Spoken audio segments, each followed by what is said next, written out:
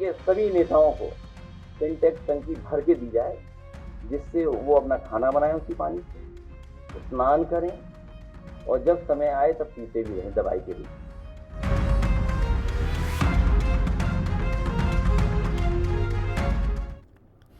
नमस्कार, बहुत स्वागत आपका हिंदी खबर में। मैं हूं आपके साथ सुनील सिंह पौरुष, लेकर हाजिर हूं आपका खास कार्यक्रम जो कहूंगा सच कहूंगा। प्रयागराज महाकुंभ हर रोज नए विश्व के कीर्तिमान स्थापित कर रहा है, जिससे हर सनातनी की छाती गर्व से चौड़ी हो रही है। महाकुंभ समाप्त होने में अभी 4 दिन का समय बाकी है, लेकिन अब तक 60 करोड़ से ज्यादा श्रद्धालु आस्था की डुबकी लगा चुके हैं। सूबे की सियासत अब संगम के जल पर आकर टिक गई है।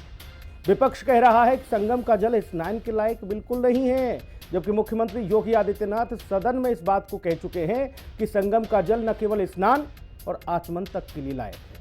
मुख्यमंत्री योगी आदित्यनाथ ने आज एक बार फिर से भारतीय जनता पार्टी के राष्ट्रीय अध्यक्ष जेपी नड्डा के साथ संगम में आस्था की डुबकी लगाई। इसीलिए कहा जा रहा है महाकुंभ का आंकड़ा 60 करोड़, 4 दिन शेष, गंगा जल की क्वालिटी पर लाल हुए अखिलेश। रिपोर्ट देखिए, फिर चर्चा होगी।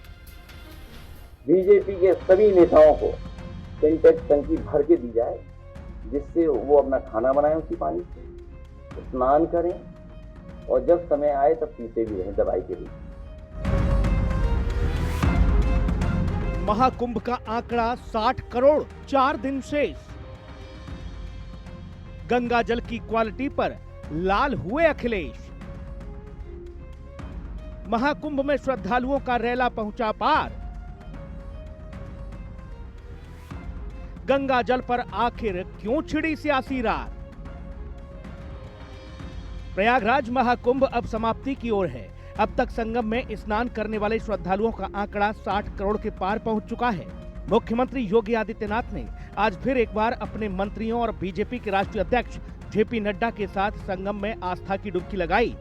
मुख्यमंत्री योगी सदन से लेकर हर मंच तक इस बात को कह चुके हैं कि हर मानक पर जल की क्वालिटी लगातार चेक की जा रही है। संगम का जल न केवल स्नान के लिए बल्कि आचमन के लिए भी उत्तम है।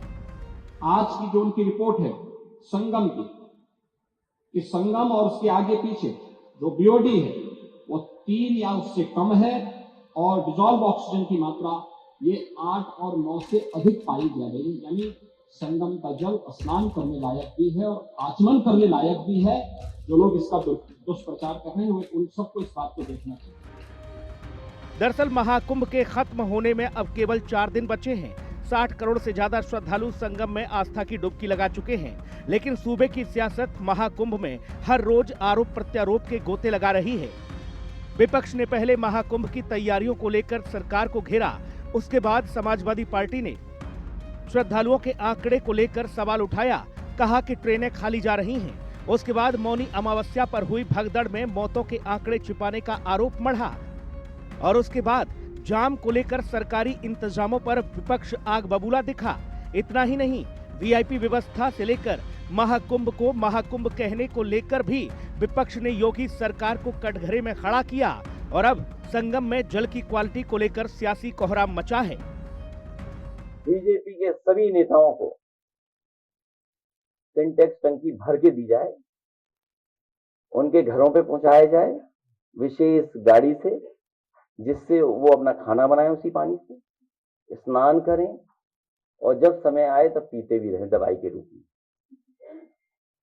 क्या ये स्वीकार करेगी भारतीय जनता पार्टी? अगर ये नहीं कर रहे हैं, अगर संगम का पानी नहीं स्वीकार कर रहे हैं खाना बनाने के लिए, जो भर के आएगा वहां से, और स्नान पीने का काम, और मैं तो कहूँ कमाल लगता है जी, एक बोतल में भर करके वहीं रख देना उस सदन में, क्या पी के दिखाओ। सोचिए, क्योंकि मुख्यमंत्री जी को पता ही नहीं है वो बैक्टीरिया आता कहां से, वो बैक्टीरिया आता कहां से है। वो बैक्टीरिया गंदगी से आता है। हमारे मुख्यमंत्री को बीओडी, सीओडी, डिजॉल्व ऑक्सीजन कुछ नहीं पता है।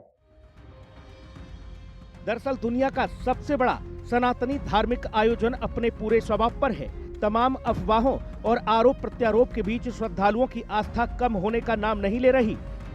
जिसको जैसे संगम जाना उचित लग रहा है वो वैसे महाकुंभ पहुंच रहा है और सूबे के मुखिया योगी आदित्यनाथ विरोधियों को बार बार संगम में स्नान कर ये बता रहे हैं कि उनके द्वारा लगाए जा रहे आरोप बेबुनियाद और फर्जी हैं, क्योंकि जिस जल पर आखिर सियासी कलह मची है उसी जल में योगी अपने तमाम बड़े नेताओं से लेकर आमो खास के साथ संगम में स्नान कर रहे हैं। तो ऐसे में क्या ये माना जाए कि संगम का जल स्नान और आचमन के लायक नहीं?